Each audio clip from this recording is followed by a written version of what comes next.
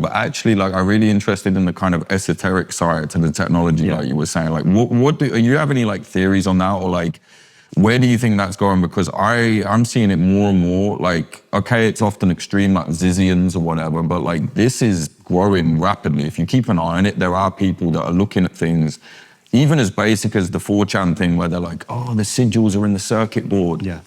And it's like, well, maybe that was a joke, but kind of the purpose of a sigil, whether you believe it or not, is kind of what the circuit board does, right? It's like we almost made it real, if that makes sense, you know?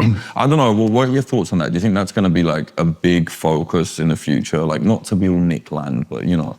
I think if you reframe everything that's going on with technology, just literally take everything that's going on and reframe it as a kind of, you know, Dune-style spiritual science fiction thing, you don't have to change anything for it to be this completely insane kind of new religion, but we're just not seeing it for what it is. And I think that I made a documentary called Artificial Intimacy, which was about people having relationships with AIs. And that was only 2 years ago. And it's already like, it's going to be a very big thing.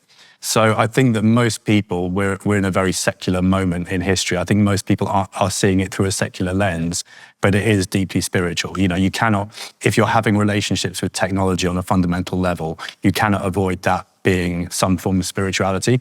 I think people kind of I would say having worked in the crypto world for the last couple of years, there's some very cultish behavior.